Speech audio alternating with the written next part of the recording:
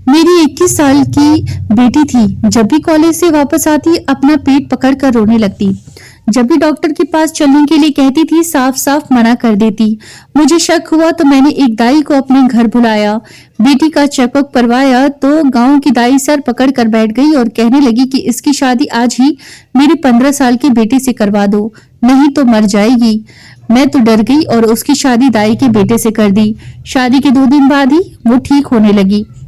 एक दिन रात जाने के लिए मैं चुपके से उसके कमरे की अलमारी में जाकर छुप गई, क्योंकि वो 14 साल का बच्चा तो। मेरा नाम रीना है। मेरे माता पिता का देहांत हो चुका था। भैया और भाभी मेरे लिए सब कुछ थे। भैया और भाभी कभी भी नंद के लिए कोई गलत फैसला नहीं करते और ना ही कभी उनका बुरा चाहते हैं। उनकी तो हमेशा ही कोशिश रहती है कि वो अपनी नंद के लिए अच्छे से अच्छा करे। उनकी नंद हमेशा अपनी जिंदगी में खुश रहे। लेकिन कभी कभी भाई की बहन भाभी की नंद भी खोटा सिक्का निकल जाती है।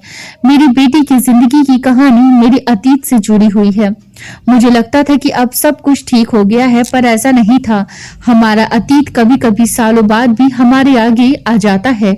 21 साल बाद मेरा अतीत मेरे सामने आकर खड़ा हो गया था, लेकिन मैं कुछ नहीं कर सकती थी।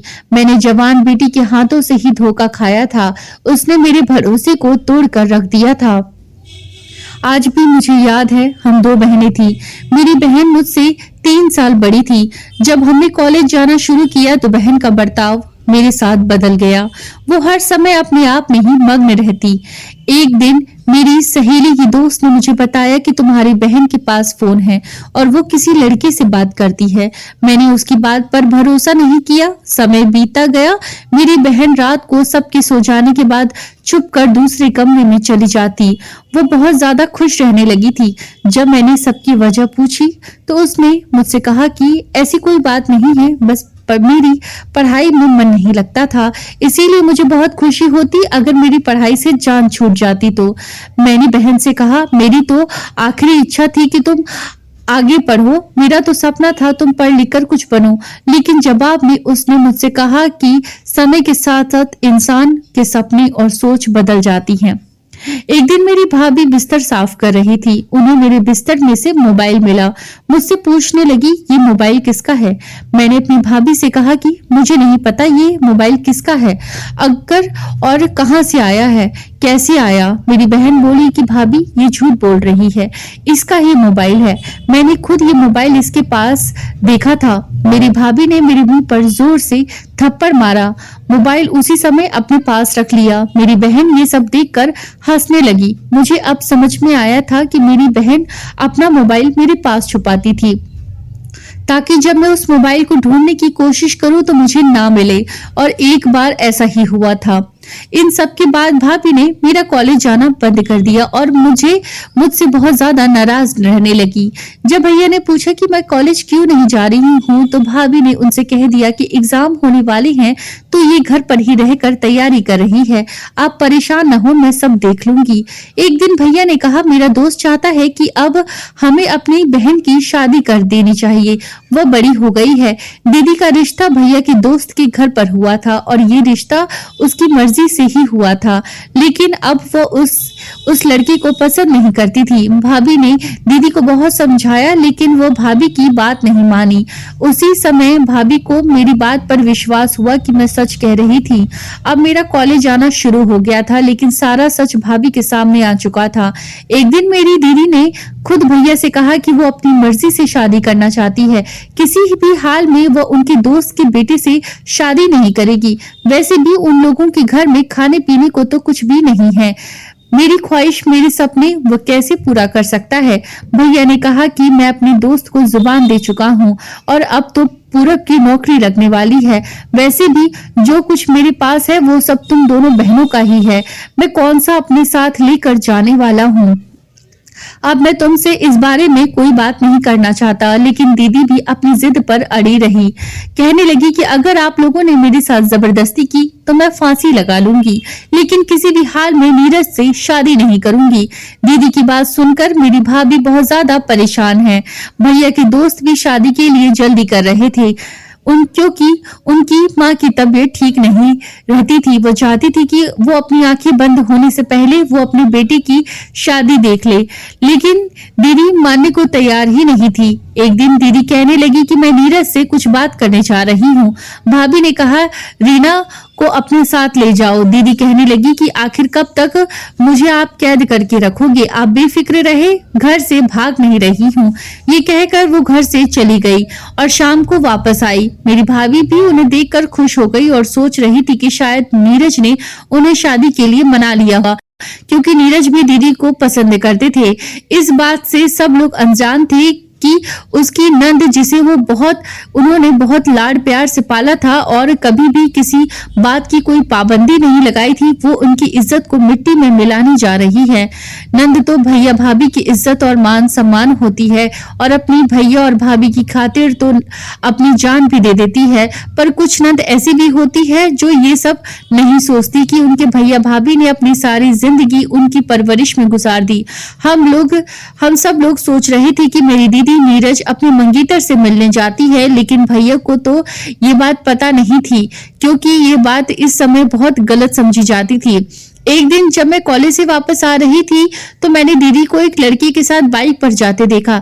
मैंने सोचा कि हो सकता है नीरज हो, लेकिन जब मैं घर पर आई तो नीरज तो हमारे घर पर ही बैठे थे। भाभी को भी अब पता चल चुका था कि दीदी उनसे झूठ बोल रही है। भाभी ने अपनी इज्जत की खातिर नीरज से झूठ बोल दिया कि दीदी दोस्त के घर गई है। दीदी के पास मोबाइल था और उन्होंने हमें बताया था कि ये मोबाइल उन्हें उनके मंगेतर ने दिया है। नीरज पढ़े लिखे थे और उन्हें नौकरी मिलने वाली थी। उनके घर के हालात अच्छे नहीं थे और आज शादी की डेट फिक्स करने आए थे। भैया और भाभी ने उन्हें 1 महीने के बाद की तारीख दे दी थी। दीदी घर पर आई तो सब लोग देखकर हैरान हो गए। आंटी उठी और प्यार से उनके सर पर हाथ रखने लगी और उनकी भलाई लेने लगी, लेकिन दीदी ने उनका हाथ झटक दिया और कमरे में चली गई। भाभी ने उनसे कहा कि शर्मा गई होगी। मैं अपनी दीदी के कमरे में गई और उनको मिठाई खिलाने लगी तो उन्होंने प्लेट फेंक दी और चीख कर कहने लगी कि तुम लोगों ने मेरी जिंदगी का फैसला मुझसे पूछे बगैर कैसे कर दिया? तुम लोग ऐसे कैसे कर सकती हो मेरे साथ? मैं किसी भी हाल में इस लड़के से शादी नहीं करूंगी। तुम में से कोई भी मेरे साथ जबरदस्ती नहीं कर सकता। मैंने दीदी से कहा कि तुम्हें क्या हो गया है? तुम क्यों नीरज से शादी करना नहीं चाहती? क्या कमी है उसमें? तो कहने लगी, अगर तुम्हें इतना पसंद है तो तुम ही उससे शादी कर लो, लेकिन मेरा पीछा छोड़ दो। मैंने उस दिन भी दीदी को बहुत ज्यादा समझाया कि भैया को आप पर बहुत मान है, वो आपसे बहुत मोहब्बत करते हैं। तुमने जो भी कहा है हमेशा उन्होंने तुम्हारी बात मानी है। आज तुम उनके साथ ऐसा क्यों कर रही हो? क्या तुम्हें भैया की इज्जत का जरा भी ख्याल नहीं है? तुम हमारे साथ ऐसा मत करो। भाभी भी कमरे में आ गई और उन्होंने हाथ जोड़कर कहने लगी कि तुम मेरी नंद हो, लेकिन मेरी बेटी से बढ़कर माना है। बेटी कुछ तो हमारी इज्जत का ख्याल करो और ये शादी कर लो। लेकिन उन्होंने किसी की नहीं सुनी और कमरे में चली गई और भैया के पास गई और भैया से कहा कि रीना की शादी नीरज से कर दे, मुझे उससे शादी नहीं करनी है। मैं तो अपने पसंद के लड़के से ही शादी करूंगी। भैया ने गुस्से में उन्हें थप्पड़ मार दिया। भैया की तबीयत भी खराब हो रही थी। भाभी ने भैया को समझाया कि आप फिक्र न करें, अभी नादान है, जब शादी हो जाएगी तो सब कुछ ठीक हो जाएगा। इस उम्र में तो बच्चे से गलतियां हो जाती है, हमारा फर्ज बनता है कि हम उन्हें समझाएं और उनका साथ दें।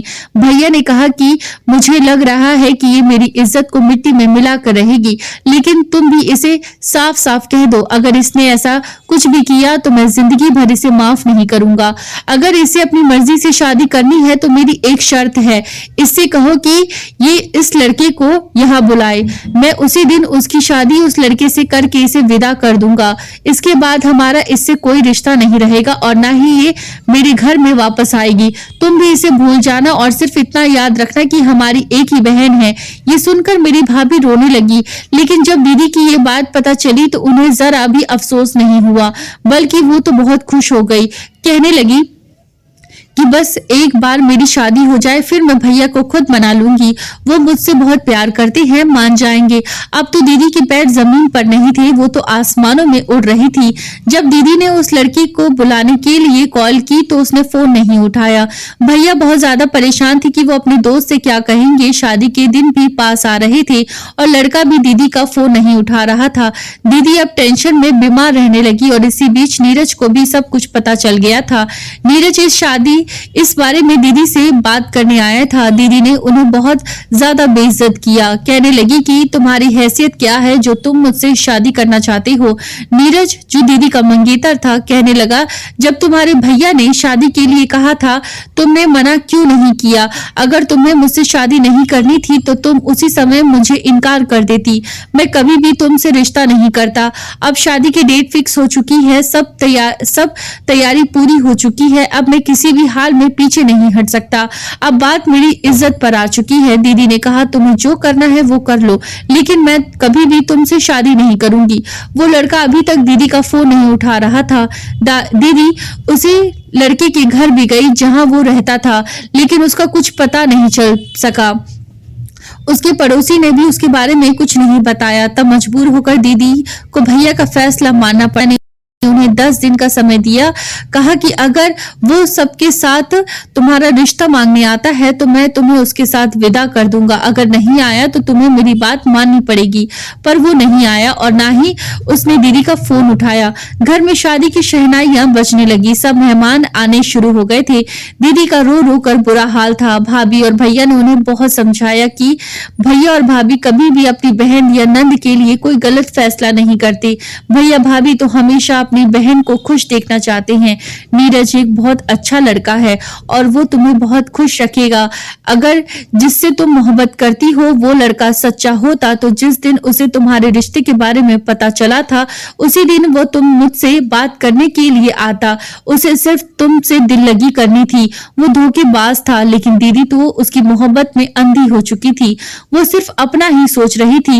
दीदी ने तो वैसे भी शुरू से बस अपना ही सोचा था। उनकी वजह से क्या कुछ हो जाएगा किसी को भी खबर नहीं थी। दीदी की शादी से कुछ दिन पहले मेरे लिए एक रिश्ता आया था। भैया भी बहुत खुश थे। भैया ने मेरा रिश्ता तय कर दिया था और सिर्फ घर वालों की मौजूदगी में ही मुझे शादी करनी थी। ये सब बहुत अचानक हुआ था। मेरी भाभी वो लोगों को जानती थी और वो बहुत अच्छे लोग थे। वही मेरी लिए रिश्ता लेकर आए थे। मैंने तो सोचा भी नहीं था कि इतनी जल्दी मेरा रिश्ता हो जाएगा। भाभी ने बताया कि वो काफी दिनों से तुम्हारा रिश्ता मांग रहे थे। लड़के ने तुम्हें देखा हुआ है और तुम्हें पसंद करता है। वो कह रही थी कि लड़का बहुत अच्छा है और खाते पीते घर का है। मेरी नंद तो बहुत खुशनसीब है। मुझे खुशी हो रही थी। जिस लड़के ने मेरा रिश्ता भेजा है उसने मुझे पहले से देख रखा है। मुझे तो अपनी खुशकिस्मती पर यकीन नहीं आ रहा था। जब मेरी दीदी को सब कुछ पता चला तो वो बहुत गुस्से में कहने लगी कि मैं तो आपकी सौतेली बहन हूँ जो मेरी एक भिखारी लड़के से शादी कर रहे हैं, जिसके पास मुझे ठीक से 2 वक्त का खाना भी नहीं मिल सकेगा, जो मुझे गरीबी के अलावा और कुछ नहीं दे सकता। मैंने दीदी को समझाया कि किस्मत बदलने में देर नहीं लगती। तुम देखना नीरज की बहुत जल्दी अच्छी नौकरी लग जाएगी और उसका भी वक्त बदल जाएगा।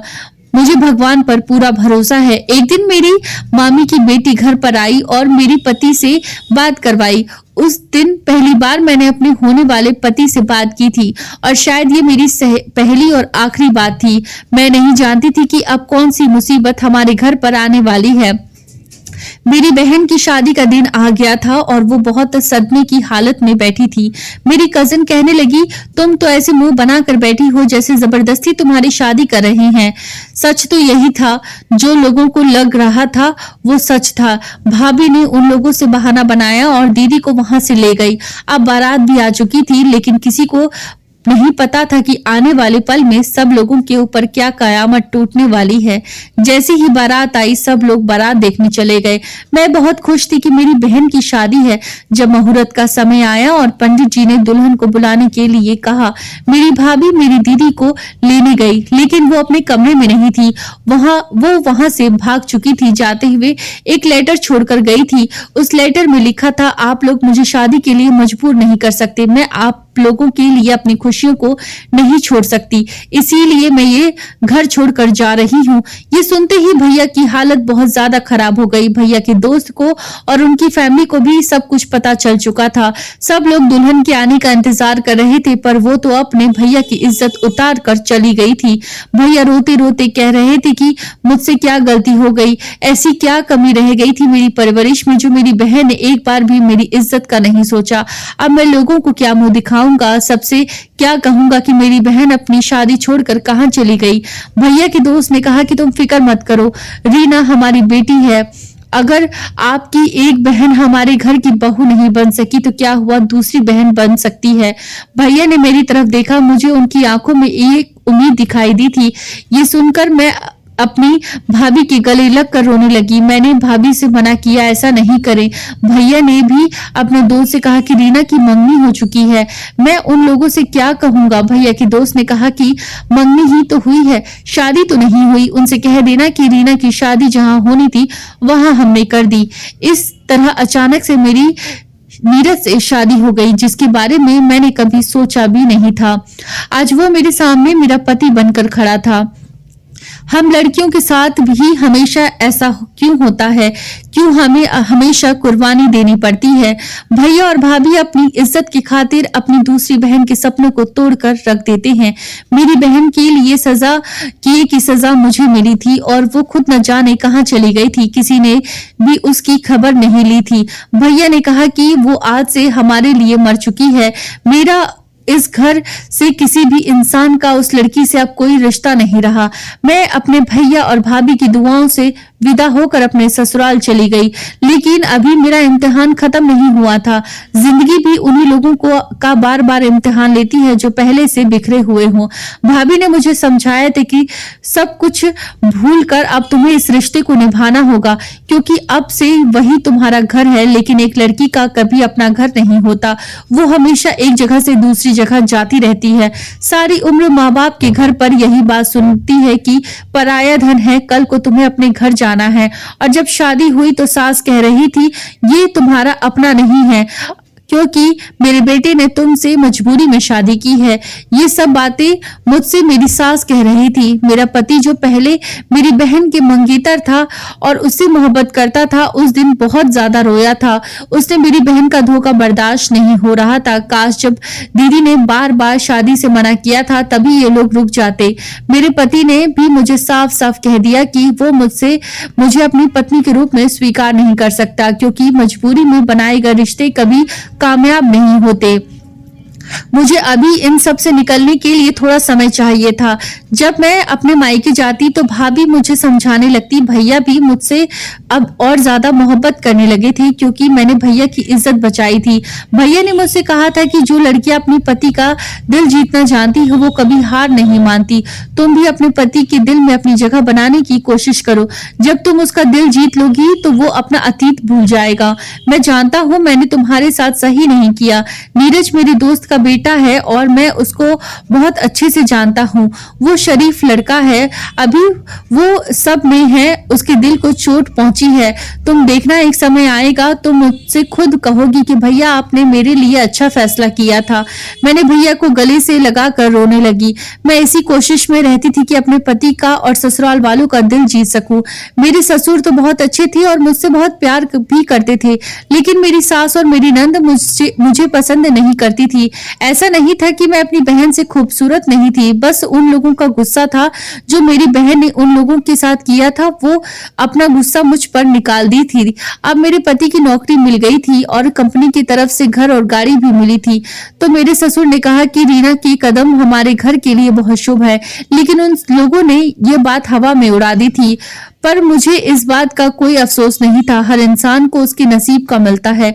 समय ऐसे ही निकलता जा रहा था। मैं बहुत कोशिश करती थी कि मैं अपने पति के दिल में अपने लिए जगह बना सकूं, लेकिन जब भी मैं उनके दिल को जीतने की कोशिश करती तो वो मुझे धुतकार दिया करते थे। मुझसे कहते थे कि मैं कुछ भी कर लूं लेकिन उनके दिल में कभी भी जगह नहीं बना सकती। उन्होंने मुझसे कहा कि वो मौका देखकर, मौका मिलते ही वो मेरे भैया से बात करेंगे और मुझे छोड़ देंगे। कुछ दिनों बाद भाभी की कॉल आई। खबर मिली कि भैया का देहांत हो गया है। मुझे अपने कानों पर यकीन नहीं आया और मैं चकरा कर वहीं पर बैठ गई। मेरे ससुर ने मुझसे कहा कि बेटी अपने आप को संभालो, अभी तुम्हें अपने भाभी को भी संभालना है। मैं अपने मायके गई तो मेरे भैया की लाश वहां पड़ी थी और कानों ही कानों में बातें कह रहे थे कि जवान बहन घर से भाग गई, भाई बेचारा कब तक ये बेइज्जती बर्दाश्त करता। और पता नहीं लोग क्या क्या बातें कर रहे थे। भाभी की हालत भी बहुत खराब थी। अब भाभी का ख्याल रखने वाला कोई नहीं था, इसीलिए मेरे ससुर ने कहा कि मैं उन्हें अपने साथ अपने घर लेकर आ जाऊं ताकि मैं उनका ख्याल रख सकूं। मेरी भाभी मेरे ससुराल में मेरे साथ नहीं रहना चाहती थी, लेकिन भाभी की ऐसी हालत नहीं थी कि वो घर पर अकेली रह सके। मेरी शादी को 5 महीने हो चुके थे। मेरे नंबर पर किसी अनजान आदमी की कॉल आई और कुछ फोटो जिसको किसी लड़की के साथ एडिट किया गया था वो मुझे भेजी गई। मैं ये देखकर बहुत ज्यादा हैरान हुई थी कि ये फोटो इस लड़की के पास कैसे गई। अब वह मुझे फोन पर ब्लैकमेल कर रहा था और कुछ दिन बाद मुझे पता चला कि वही लड़का था जिससे मेरी मंगनी हुई थी। मैं भगवान का शुक्र अदा कर रही थी कि ऐसे फ्रॉड लड़के से उसने मुझे बचा लिया था, लेकिन मुझे डर लग रहा था कि कहीं ये सब कुछ मेरे पति को न पता चल जाए, इसीलिए मैं अपना फोन बंद रखती थी। अब वह मेरे पति के नंबर पर कॉल करने लगा था। मेरे पति का बर्ताव भी मेरे साथ अच्छा हो गया था, लेकिन मैं हमेशा ऐसी डरी रहती थी कि कहीं वो लड़का यह फोटो मेरे पति को ना सेंड कर दे और वह मुझे छोड़ ना दे। एक दिन मेरे पति के पास किसी की कॉल आई और वह अपना सर पकड़कर वहीं पर बैठ गए। मैंने उनसे पूछा कि क्या हुआ, तो कहने लगे कि तुम्हें एक बात बतानी थी, लेकिन तुम्हारे भैया के देहांत की वजह से मैं तुमसे बात नहीं कर पाया था। मैंने कहा ऐसी क्या बात है, बताइए मुझे। उन्होंने मुझे बताया कि जिससे तुम्हारी मंगनी हुई थी वो वही आदमी था जिससे तुम्हारी बहन शादी करना चाहती थी और उसके साथ घर छोड़कर भाग गई थी, लेकिन वो लड़का अच्छा नहीं है। जब तुम्हारी बहन की शादी की तारीख तय हुई थी तो उसने तुम्हारे लिए रिश्ता भेजा था, क्योंकि उसके पास तुम्हारे बहुत सारे फोटो थे और वो तुम्हारी बहन ने ही उसे दिए थे। तुम्हारे नाम से ही उसने उस लड़के से बात करनी शुरू की थी, लेकिन कुछ दिनों बाद उसने उस लड़के को सब कुछ बता दिया था। तब उस लड़के ने कहा फर्क नहीं पड़ता तुम कौन हो, मैं सिर्फ तुमसे प्यार करता हूँ, और उसने ये सब तुम्हारे भैया की जायदाद के लिए किया था। उसने पहले से ही सब कुछ पता कर लिया था कि तुम्हारे भैया के पास कितनी जमीन जायदाद है, लेकिन तुम्हारी बहन यही समझती रही कि वह उससे सच्ची मोहब्बत करता है, इसीलिए जो वो लड़का कहता वो वही करती थी और उसी के कहने से शादी वाले दिन वो घर से भाग गई। जब तुम्हारी बहन से जायदाद की बात की तो उसे पता चला कि सब कुछ रीना के नाम पर है, क्योंकि तुम्हारे भैया ने पहले से ही सब कुछ तुम्हारे नाम पर कर दिया था। उसका प्लान था दोनों बहनों को बर्बाद करने का। उसने सोच रखा था कि एक से शादी कर लूंगा और दूसरी को भी अपनी मीठी मीठी बातों में फंसा कर रखूंगा। इस तरह से तुम्हारे भैया की लाखों की जायदाद उसे मिल जाएगी, लेकिन उसका सारा प्लान फेल हो गया और तो उस लड़के ने तुम्हें तुम्हारे फोटो से ब्लैकमेल करना शुरू कर दिया और घर पर भी तुम्हारी फोटो एडिट करके सबको दिखा दी। मुझे लगा था कि शायद तुम भी अपनी बहन की तरह धोखेबाज हो, पर जब वो तुम्हारे नंबर पर कॉल करता तो तुम घबरा कर फोन काट देती थी और फोन बंद कर देती थी। मैं ये सब कुछ नोटिस कर रहा था। फिर एक दिन मैंने तुम्हारे मोबाइल से वो नंबर लिया और अपने दोस्त से उस नंबर की इंफॉर्मेशन निकलवाई। फिर मैं उस तक पहुंच गया। जिस दिन तुम्हारे भैया की डेथ हुई थी उसके अगले दिन ही तुम्हारी बहन का मेरे पास फोन आया था और वह मुझसे अपने किए की माफी मांग रही थी। उसने मुझे बताया उस लड़के ने उसे धोखा दिया है। वो कहता है कि अपने भाई से पैसे लेकर आओ, लेकिन सब कुछ तो रीना के नाम पर है, मैं कहां से लाकर दूं उस पैसे को। उस लड़के ने मुझे धक्के मारकर अपने घर से निकाल दिया और मुझसे शादी भी नहीं की। तुम्हारी बहन घर आना चाहती है। अब वो लड़का जेल में है और पहले से ही शादीशुदा था और उसके बच्चे भी हैं। उसकी पत्नी ने उसके ऊपर केस कर दिया। उसकी पत्नी ने ही मुझे सब कुछ बताया है। मैंने अपने पति से कहा कि आपने मुझसे एक बार भी नहीं पूछा कि वो लड़का मेरे बारे में सच कह रहा है या झूठ। मेरे पति ने कहा तुम्हारे भैया ने एक बार मुझसे कहा था कि कभी भी मेरी बहन पर शक मत करना, इसीलिए नहीं कि वो मेरी बहन है बल्कि इस वजह से उसने अपने भाई की इज्जत बचाई है और अब वो तुम्हारे घर की इज्जत है। तुम भी अपना अतीत भूलकर रीना को अपना लो, क्योंकि जो बहनें भाई की इज्जत की खातिर अपना सर झुका देती है वो बहुत पाक दामन और मोहब्बत करने वाली होती है। वो कभी भी तुम्हारा भरोसा नहीं तोड़ेगी। मेरे पति मुझसे माफी मांगने लगे और मैं सोच रही थी कि मेरे भैया ने मुझसे सही कहा था कि नीरज बहुत अच्छा है और मैं उसके साथ बहुत खुश रहूंगी और मेरे कहे बगैर ही वो सब कुछ संभाल लिया करता था, वरना पता नहीं क्या हो जाता। मेरी बहन एक दिन घर आई और सबसे माफी मांगने लगी, लेकिन किसी ने भी उसे माफ नहीं किया। अब वो डर डर के ठोकरें खा रही थी। मेरी शादी को भी 3 साल हो गए थे और मैं प्रेग्नेंट थी। अब मेरी सास का बर्ताव भी मेरे साथ अच्छा हो गया था और मेरा बहुत ख्याल रखती थी। मैंने भी सब कुछ भूल कर एक नई जिंदगी की शुरुआत की थी। कुछ दिनों बाद ही मेरे घर में एक प्यारी सी बेटी ने जन्म लिया था। मेरा पति बहुत खुश था। ऐसे ही वक्त गुजरता गया और मेरे बच्चे स्कूल के से कॉलेज जाने लगे। मेरे 2 बच्चे थे। सबसे बड़ी मेरी बेटी थी। जब मेरी बेटी पैदा हुई तो मेरे परिवार वाले और मैं बहुत ज्यादा खुश थे, पर अब जैसे जैसे वो बड़ी हो रही थी वो बहुत ज्यादा चिड़चिड़ी होने लगी थी। अपने भाई से भी लड़ती रहती थी और हमसे भी अच्छे से बात नहीं करती थी। पता नहीं क्यों वो मुझसे दूर होती जा रही थी। जब मैं उससे वजह पूछती तो वो कहती कि मम्मी आप तो मेरे पीछे पड़ी रहती हो। वो सिर्फ अपने कमरे में अकेली रहती थी, किसी से भी बात नहीं करती। जब एक दिन मेरी बेटी का रिश्ता आया तो हमने मना कर दिया, क्योंकि वो अभी पढ़ाई कर रही थी और अभी हमारा उसकी शादी का कोई इरादा नहीं था। लेकिन वो लोग पता नहीं कैसे थे, हमारे मना करने के बाद भी बार बार हमारे घर पर रिश्ता लेकर आने लगे। जब हमने उनकी बात नहीं मानी तो वो धमकियों पर उतर आए। मेरे पति ने उन लोगों की छानबीन निकाली तो ये सब सुनकर मेरी आंखें फटी की फटी रह गई। इतने सालों बाद आज मेरा अतीत मेरे सामने आकर खड़ा हो गया था। मेरी 18 साल की बेटी जब भी कॉलेज से वापस घर आई तो अपना पेट पकड़कर रोने लगती और कहती कि मेरे पेट में बहुत दर्द हो रहा है। जब मैं उससे कहती कि बेटा चलो डॉक्टर के पास चलते हैं तो वो मना कर देती। इसीलिए मैंने सोचा कि मेरी एक गांव की मशहूर दाई थी, क्यों ना उसे घर बुलाकर अपनी बेटी का चेकअप करवा लूं, क्योंकि डॉक्टर के पास जाने से मना करती है। जब दाई मेरी बेटी का चेकअप किया तो उनकी बात सुनते ही मेरे पैरों तले जमीन निकल गई और मुझसे कहने लगी कि अपनी बेटी की शादी आज ही मेरे 14 साल के बेटे से कर दो, वरना वो मर जाएगी। मैं बहुत ज्यादा डर गई थी। मैं अपनी बेटी को खोना नहीं चाहती थी, इसीलिए उसकी शादी उसी दिन कर दी। मुझे ये बात बहुत हैरान कर रही थी कि शादी के बाद वह सही होने लगी थी।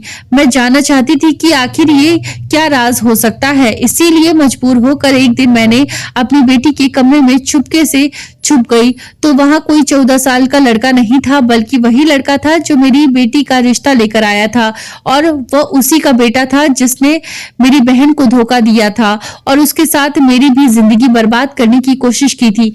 मेरे पति ने मुझे समझाया था कि अपने गांव की दाई की बातों में मत आओ, हमारी बेटी को कुछ नहीं होगा, वह बिल्कुल ठीक हो जाएगी। लेकिन मैंने माना नहीं। लेकिन मैं नहीं जानती थी कि जिस पर भी मैं भरोसा करती थी उससे ही मेरे भरोसे को तोड़कर रख दिया। मेरी दाई के साथ साथ मेरी बेटी ने भी मुझे धोखा दिया था। मुझे देखते ही मेरी बेटी के चेहरे का रंग उड़ गया और कहने लगी मम्मी मैं विनय से बहुत प्यार करती हूँ, इसीलिए मैंने ये सब कुछ नाटक किया, आप मुझे माफ कर दे। मैंने उससे कहा कि तुम बिल्कुल अपनी मौसी पर गई हो, उसने भी ऐसे ही अपने भैया और भाभी को धोखा दिया और भाग गई थी। इस लड़की का बाप तो ऐसा नाग है जो कभी भी डसना नहीं भूलता। मेरे पति को जब तक ये सब कुछ पता चला तो उसने हमारी बेटी को घर से निकाल दिया। मेरी बेटी ने मुझसे कहा कि अगर आपको आपका प्यार नहीं मिला तो आप मुझे मेरा प्यार क्यों छीनना चाहती हैं। मौसी ने बिल्कुल सही कहती है कि आप दूसरों का हक छीन लेती हैं। मेरे पति ने उससे जोरदार थप्पड़ मारा और उन दोनों को घर से निकाल दिया। उस दिन मैं बहुत ज्यादा रोई थी। मेरी बहन ने मेरे हंसते खेलते घर को उजाड़ दिया था। मेरी बहन चाहती थी कि मैं अपने पति को छोड़ दूं और वो उससे शादी कर ले, क्योंकि अब नीरज के हालात बहुत बदल चुके थे। नीरज के पास गाड़ी बंगला था, सब कुछ था। जिस वजह से मेरी बहन ने नीरज से शादी करने के लिए मना किया था, आज वो सब उसके पास था। लेकिन ये सब कुछ तो नसीबों का खेल होता है। जब मेरी बहन ने उसे समझाया था तो वो ये बात नहीं समझी थी। एक दिन मेरी बहन का एक्सीडेंट हो गया और वो अपने हाथ पैरों से लाचार हो गई। मेरे पति मुझसे बहुत प्यार करते थे, वरना पता नहीं मेरा क्या होता। मैं अपनी बेटी को भी समझाने की बहुत कोशिश की कि ये लड़का तुम्हारे लायक नहीं है। जब हमने उसके रिश्ते से मना कर दिया तो उन दोनों ने मिलकर ये प्लान बनाया और पेट के दर्द का नाटक करके मुझे बेवकूफ बनाया। ये भूल गई थी कि माता पिता अपने बच्चे के लिए कभी बुरा नहीं सोचते थे। अभी मेरी बेटी रोती हुई मेरे घर पर आई और मुझसे माफी मांगने लगी। कहने लगी कि मम्मी, मैं भटक गई थी कि मौसी ने मुझे आपके खिलाफ कर दिया था, लेकिन मुझे सब कुछ पता चल गया है कि उन्होंने आपके बारे में जो भी कहा था वो सब गलत था। मेरे पति ने मुझे डिवोर्स दे दी है और धक्के मारकर अपने घर से निकाल दिया। मेरे पति ने मेरी बेटी को माफ नहीं किया और कहने लगी कि हमारी कोई बेटी नहीं है। मैंने अपने पति से कहा कि मैंने आज तक आपसे कुछ नहीं मांगा, आज मांग रही हूँ। हमारी बेटी से भूल हो गई थी, इसे माफ कर दो। मेरे पति ने मेरी बेटी को माफ कर दिया और हम सब लोग एक खुशहाल जिंदगी बिताने लगे। भला हो मेरे भैया और भाभी का, जो हम दो बहनों की खातिर भैया और भाभी ने अपनी खुद की औलाद को जन्म नहीं दिया। अगर हमारे खुशी की खातिर अपना खुद का गला घोट सकते हैं तो क्या हम लोगों का फर्ज नहीं बनता हम उन्हें खुश रखें और उनके बताए हुए रास्ते पर चले। अभी भी हमारे जमाने में ऐसे भी लोग होते हैं जो दूसरों की खातिर अपनी खुशियों को दबा देते हैं। ऐसे ही मेरे भैया और भाभी थे, जो मेरे मम्मी पापा का देहांत होने के बाद उन्होंने अपनी बेटी से बढ़कर हम दो बहनों को पाला था। दोस्तों, आपको हमारी कहानी कैसी लगी है कृपया हमें कमेंट में जरूर बताएं। कहानी पसंद आई हो तो हमारे चैनल कहानी वन कही को सब्सक्राइब करना ना भूलें। धन्यवाद।